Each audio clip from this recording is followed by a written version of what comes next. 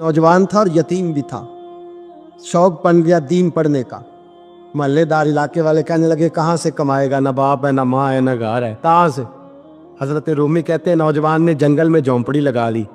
वहाँ वो सुबह मदरसे जाता, शाम को जंगल में रहता, वहाँ अल्लाह अल्लाह करता, सबक याद करता। एक दिन बादशाह की बेटी रास्ता भूल गई, जंगल में आई सहेलियों के साथ, बॉडीगार्ड भी साथ थे, पर रास्ता भूल गई। खोती खोती शाम हो गई, ऐसी खोई कि जब रात गहरी हो गई तो आके उस नौजवान के पास रुकी और चिल्लाने लगी। शेर के दहाड़ने की आवाज आती है, भेड़िए के बोलने की आवाज आती है। नौजवान अकेला, सहेलियां बिछड़ गई, गार्ड बिछड़ गए। कहने लगी मैं परेशान हूँ, मुझे जगह मिल जाएगी। नौजवान कहता मैंने शहजादी देखी और मुझे भी पता था कि घर एक ही है और आग को अंदर से दरवाजा भी बंद करना पड़ता है, जंगल जानवर भी आ जाते हैं। कहते मेरी छोटी सी कुटिया में, झोंपड़ी में वो आई, रो के कहने लगी सहारा कोई नहीं, अगर मैं पीछे निकलूंगी तो भेड़िए खा जाएगा। कहते मैंने उसे जगह दे दी। अकेली औरत, चिराग जल रहा है, सबक याद कर रहा हूँ। मेरे नबी पाक ने फरमाया जहां मर्द औरत अकेले हो तीसरा शैतान होता है। और शहजादी, वो बच्चा कहता है सबक याद करता रहा सारी रात। वो बच्ची को कहा सो जा, पर वो कहती है नींद मुझे भी कहाँ आई। ऐसे मौकों पर नींद, सारी रात सबक याद करता। थोड़ी थोड़ी देर के बाद चिराग जलता तो उस पर उंगली रखता, हाथ जलता तो पीछे खींचने, फिर दूसरी उंगली रखता, थोड़ी देर के बाद जलता तो खींचने, हाथ सारा जल गया। सुबह किरणें चमकी तो कहने लगा चल निकल जा, दौड़ जा, बस बड़ा सब्र का इम्तिहान हो गया, चली जा। शहजादी बाहर निकली, सिपाही ढूंढ रहे थे। बादशाह खुद जंगल में निकला हुआ था, मेरी बेटी मिल गई। बादशाह तन्हाई में जाके कहने लगा बेटा मैं दुनिया को बताऊंगा कि मेरी बेटी खोई नहीं थी, सिपाही साथ ही थे। ये बड़ा मुश्किल होता है, बेटी तो भूल के भी रात कहीं रह पड़े तो लोग जीने नहीं देते, तो बेटा मुश्किल हो जाएगा मेरे लिए। कहाँ थी? उसने कहा नेक नौजवान के पास। उसने कहा बेटा मैं तो तेरी बात मानूंगा पर दुनिया नहीं मानेगी। अगर उस नौजवान ने किसी को बता दिया कि तू उसके पास थी तो फिर लोग मेरा जीना मुहाल कर देंगे। बेटा मैं मर जाऊंगा, मेरी मजबूरी ये है कि वो कहीं राज ना उगल दे वो नौजवान, उसे कत्ल करना पड़ेगा। औरत ने मिन्नतें की, उस बेटी ने कहा मेरे मौसम को मारोगे, रोई। और वो कहने लगा मैं बादशाह हूँ, मेरा अपना विकार है, मैं उसको छोड़ नहीं सकता। गिरफ्तार कर लाए सिपाही। वक्त तय हो गया सजा का। अकेले कारकोठरी में रखा गया, जो उसके खास एतबार वाले थे उनकी ड्यूटी लगाई। बादशाह ने बुलाया, पहले बिलम आया। औरत कहने लगी, बेटी कहने लगी एक दफा तो बुलाओ ना, एक सवाल बस पर्दे में रह के पूछना है और फिर जो आपका जी चाहे, मेरे मौसम को मारना तो है, तो मर्जी आपकी। सामने खड़ा किया, नौजवान पर्दे के पीछे, औरत खड़ी हो गई। बादशाह बीच बैठ गया। बीबी कहने लगी सारी रात बेदार मैं भी रही, सोया तू भी नहीं। वो जो तू चिराग के करीब हाथ लगा के जलाता था वो समझ नहीं आई। नौजवान रो पड़ा, कहने लगा क्या करूं, मैंने रसूलुल्लाह का दीन पढ़ा है, क्या करूं, मैंने हुजूर का दीन पढ़ा है। मैंने पढ़ा है कि जानी को सबसे नीचे दोज़ख के सबसे निचले दर्जे में जलाया जाए, उसे जहन्नमियों का पीप और रेशा पिलाया जाए, कंद खिलाया जाए। ये रवायतें पढ़ी हुई थी। थोड़ी थोड़ी देर के बाद शैतान मुझे कहता था बदकारी कर ले। मैं अपना हाथ उसी वक्त जब शैतान मशवरा देता तो मैं आग पे करता। मैं कहता अगर ये बर्दाश्त हो गई तो वो भी हो जाएगी। जब हाथ जलता तो मैं समझ जाता नहीं तुझसे तो ये नहीं बर्दाश्त होती तो वो कैसे होगी। फिर मुझे शैतान मशवरा देता कोई देख नहीं रहा तो बुलाने नहीं गया, खुद आई, मैं दूसरी उंगली लगा देता। मैंने हाथ जलाया और मैं समझ गया जब छोटे से चिराग की इतनी सी शम्मा की आग नहीं बर्दाश्त होती तो दोज़ख कैसे बर्दाश्त होगी। कहते मैं बाज आया। बादशाह ने ये कहानी सुनी, लफ्ज सुने तो चीख मार के रोया। कहने लगा तालिब इल्म तू तो मेरे नबी का सच्चा गुलाम है और मेरे रसूल के जो सच्चे गुलाम होते हैं उन्हें फांसियां नहीं दी जाती, उन्हें तख्त पर बिठाया जाता है। अब तुझे सजा नहीं होगी बल्कि मैं अपनी बेटी का निकाह तेरे साथ करूंगा और मेरे बाद इस सल्तनत का बादशाह भी तू ही बनेगा। अब वो नौजवान वहां नारे लगा रहा है, कहता लोगों तुम मुझे कहते थे दीन से क्या मिलता है, दीन से तो अल्लाह तख्त ताज भी अता फरमा देता है। अगर नौजवान शर्मो हया वाले बन के रहे अल्लाह सारी इज्जतें दे देगा। देखे ना अल्लाह के फजल से इज्जत मिलती है और जब कोई इज्जतदारों जैसा काम ही ना करे। एक बात और अर्ज करनी है पर वक्त थोड़ा रह गया। जवानों मैं ना जब कभी परेशान होता हूँ ना तो मैं ये वाली बात खोल के पढ़ता हूँ वाला, ये बात ढारस बनाती है। ढारस توانائی دیتی ہے، پورا مضمون باندھا ہے۔ اعلیٰ حضرت کہتے ہیں بہروپیہ تھا، مداری، روپ بدل بدل کے دکھایا کرتا تھا، بادشاہوں سے انعام لیتا تھا۔ ایک دن اورنگزیب عالمگیر کے پاس آ گیا، کہنے لگا میں روپ بدلوں گا، اگر آپ پہچان نہ سکے تو میں انعام لوں گا۔ آپ نے فرمایا میں کوئی ایسے ویسا بادشاہ نہیں، کہا مجھے دھوکہ دینا مشکل ہے، کہا نہیں میں روپ بدلوں گا۔ حضرت اورنگزیب عالمگیر بڑے نیک بادشاہ گزرے، بڑے پرہیزگار آدمی، وہ بے روپیہ کہنے لگا میں روپ بدلوں گا، آپ نہیں پہچان سکیں گے۔ فرمایا چل جتنا تیرے اندر زور ہے لگا لے۔ حضرت نے اعلان کیا کہ میں نے فوجی بھرتی کر دے، 2 ماہ کے بعد ٹیسٹ ہوگا۔ وہ 2 مہینے دوڑتا رہا، رنگ روپ بناتا رہا، آیا ٹیسٹ دینے، 2-3 سپاہیوں کا امتحان لیا، اس کی باری آئی تو 10 روپے دیے، کہنے لگے تیرے آنے جانے کا کرایہ میں نے تجھے پہچان لیا ہے۔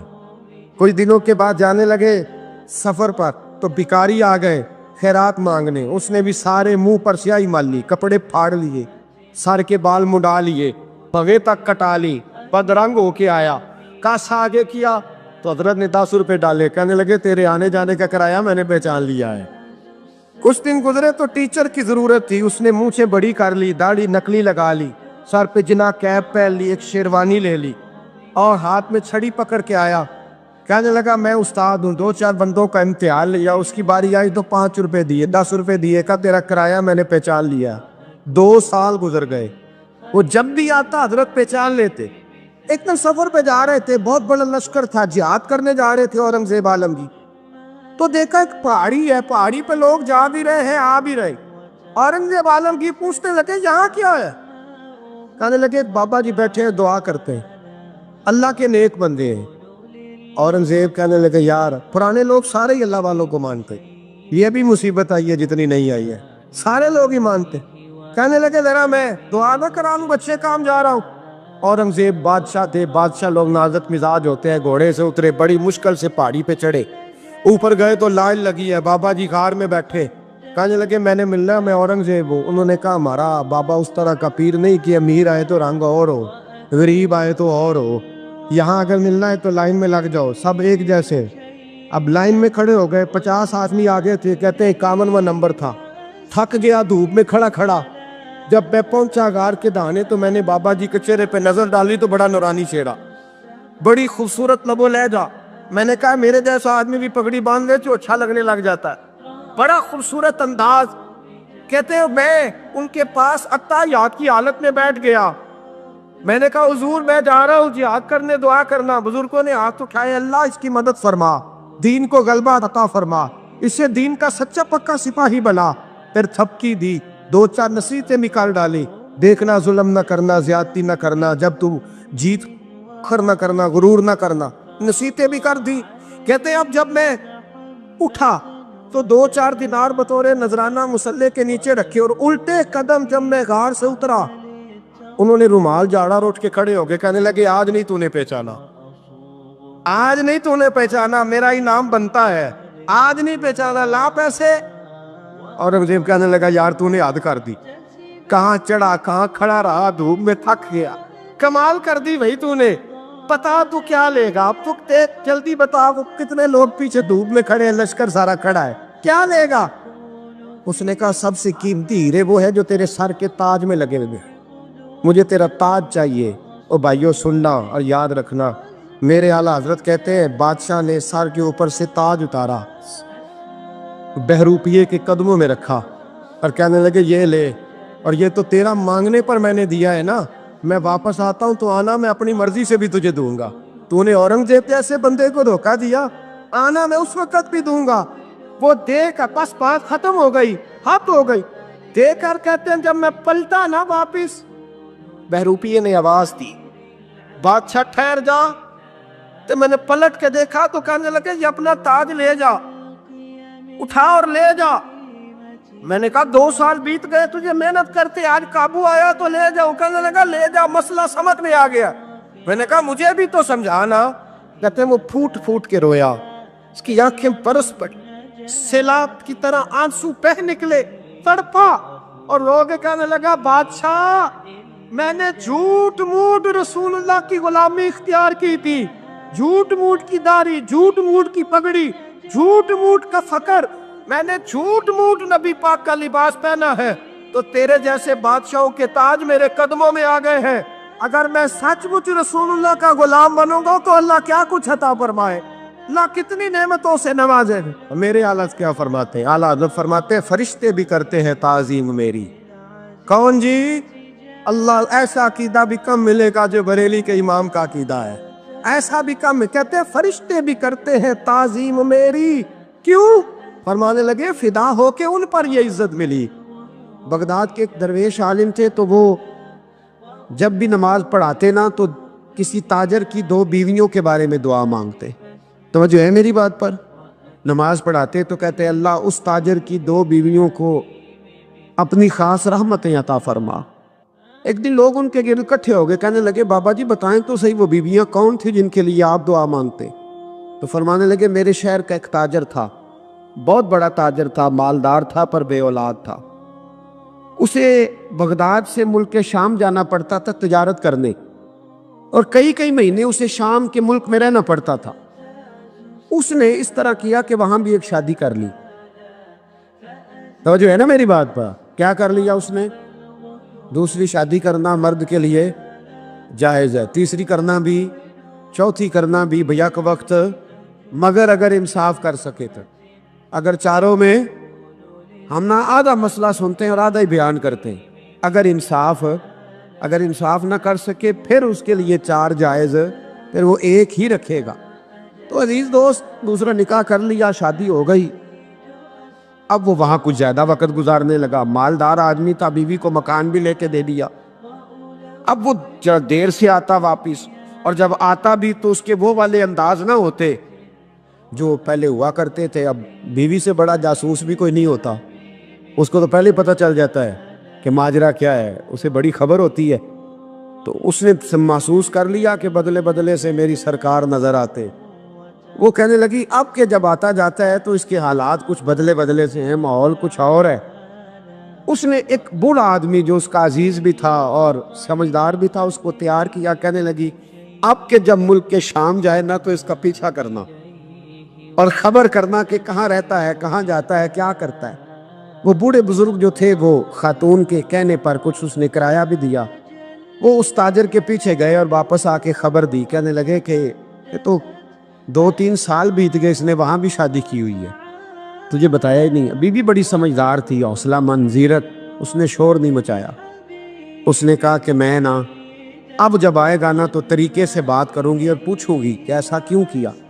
اور یہ بھی اس نے آ کے بتایا کہ اگر تیرے ساتھ نکاح کے بعد اسے اولاد نہیں ملی تو اولاد وہاں بھی کوئی نہیں، یہ مکمل تفصیلات۔ اب جب اس دفعہ خامند آیا تو آتے ہی وہ بیمار ہو گیا، کمزور ہونے لگا۔ اب خاتون نے مناسب نہیں سمجھا کہ آتے ہی دڑام سے میں اس کے سر پر یہ ٹھوڑ دوں کہ تو نے نکاح کیا ہوا ہے اور مجھے بتایا نہیں۔ وہ ذرا تسلی میں رہی، کچھ وہ بیمار تھا، حوصلہ رکھا، خدمت کرتی رہی۔ کچھ دن گزرے تو وہ تاجر انتقال کر گیا، فوت ہو گیا۔ اب راز کھل نہ سکا، عدت گزاری، اور جب سارا مال جمع کیا نا تو اشرفیوں کی بوریاں بھر گئی۔ سارا مال اس بی بی کا، 4 بوریوں میں اشرفیاں، 4۔ یہاں تو پیٹ کا دوزخ ہے، معاذ اللہ، بھرتا ہی نہیں۔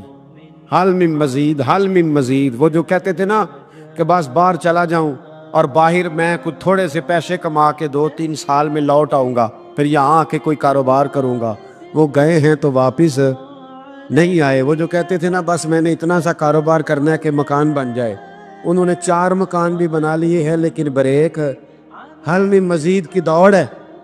اب 4 بوریاں اس عورت نے چھپائے رکھی، کوئی بندہ نہیں جانتا بغداد میں کہ ملک کے شام میں تاجر کی دوسری بیوی بھی ہے۔ جب وہ فارغ ہوئی تو اس نے اس بوڑھے جاسوس کو پھر بلایا اور 2 بوریاں اونٹ پہ رکھی، خود بھی ساتھ بیٹھی اور ملک شام گئی۔ اللہ اکبر۔ وہ بزرگ کہتے ہیں میں ایسے نہیں دعا کرتا۔ اس کو جا کے کہنے لگی میں اکیلی وارث نہیں ہوں، آدھے کی وارث تو بھی ہے۔ میں اکیلی وارث نہیں، یہ تقسیم وراثت ہے، آدھی کی وارث تو بھی ہے، تو رکھ اپنے پیسے۔ مجھے پتہ ہے اس نے نکاح کیا تھا پر مجھے بتایا نہیں تھا، تو رکھ اپنے پیسے، میں تجھے دے رہی ہوں، آدھے تیرے ہیں آدھے میرے ہیں۔ اس نے نظر اٹھائی تو رو پڑی، کہنے لگی نہیں اب یہ سارے تیرے ہی ہیں۔ اگر تو اللہ سے ڈرتی ہے تو میں بھی رب سے ڈرتی ہوں، اگر تو مصطفیٰ کریم کا کلمہ پڑھتی ہے تو میں بھی اسی نبی کی ماننے والی ہوں۔ کہا بات کیا ہے، میرا کیوں ہے سارا؟ تو وہ خاتون کہنے لگی وہ 2 سال 3 سال سے میرے ساتھ نکاح تھا اور اس نے بتایا تھا مجھے کہ میری بیوی بھی ہے، اور میں غریب تھی تو میرے والدین کو بھی بتایا تھا کہ میری دوسری شادی ہے، یہ مکان اس نے مجھے لے کے دیا تھا، میرے تمام اخراجات وہ پورے کرتا تھا، نان و نفقہ کا خیال رکھتا تھا، لیکن اب کہ جب وہ آیا تو وہ بیمار تھا۔ اس نے مجھے بتایا کہ مجھے طبیب نے بتایا ہے کہ میں شدید بیمار ہوں، شاید بچ نہ سکوں۔ تو کہنے لگی وہ مجھے کئی لاکھ روپے بھی دے گیا اور جاتے دفعہ مجھے طلاق بھی دے گیا، فارغ کر گیا۔ کہنے لگا تو جہاں چاہے میرے بعد نکاح کر سکتی ہے، اور کہنے لگا میں چاہتا تھا پہلی بیوی کو بتا دوں، موقع نہیں بنا اور اس کا دل نہ ٹوٹے، بتا نہیں پایا، لہذا وہ مجھے ڈھیر سارے پیسے دے چکا ہے، سارا میرا حصہ مجھے پہلے سے دے چکا ہے۔ میری بہن اب یہ 4 بوریوں میں سے 2 میری نہیں بلکہ 4 کی 4 ہی تیری ہے، تو ہی اس کی حقدار ہے۔ تو بزرگ کہتے ہیں مجھے بتاؤ جن کے اندر اس قسم کے تقوی کی جھلک ہو ان کے لیے ہر نماز کے بعد دعا مانگنی چاہیے کہ نہیں مانگنی چاہیے؟ حضرت عمر کے زمانے میں نا ایک نوجوان تھا، نیک تھا، مسجد جایا کرتا تھا رات کو، تو مسجد جا رہا تھا تو رستے میں ایک عورت نے دعوت گناہ دی، ابن عساکر نے اس کو لکھا ہے۔ تو نوجوان تھا، خواہشات تھی، کچھ طبیعت مائل ہو گئی، ابھی ادھر جا ہی رہا تھا کہ کسی نے آیت پڑھ دی والی من خاف مقام ربی جنتان، جو رب کے سامنے کھڑے ہونے سے ڈرے گا اللہ 2 جنتیں دے گا۔ واقعی ڈر گیا، وہ واقعی ڈر گیا، اتنا ڈرا کہ بے ہوش ہو کے گر پڑا۔ بیماری سے لوگ بے ہوش ہوتے ہیں، پیسے ڈوب گئے بے ہوش ہوتے ہیں، بچے کے غم میں بے ہوش ہوتے ہیں۔ سچ بتاؤ کبھی خوف خدا سے بھی بے ہوش ہوتا کوئی دیکھا ہے؟ ہمارے ہاں تو روز مرہ ہی نہیں ہے بھائی، اور بڑی باتیں ہیں بے ہوش ہونے کی، ڈرنے کی، غش کھانے کی۔ بے ہوش ہو کے گر پڑا، بوڑھے باپ کو کسی نے بتایا بچہ بے ہوش پڑا ہے، اٹھا کے گھر لائے، گھر لا کے کہا بیٹا کیا ہوا؟ نوجوان ہے، چڑھتی جوانی ہے پر پاکیزہ بڑی ہے۔ کہنے لگا ابا جی گناہ کی طرف چلا گیا تھا پر میں نے آیت سن لی جو اللہ کے سامنے کھڑے ہونے سے ڈرے گا رب 2 جنتیں دے گا، میں ڈر گیا تھا، رب واقعی 2 جنتیں دے گا۔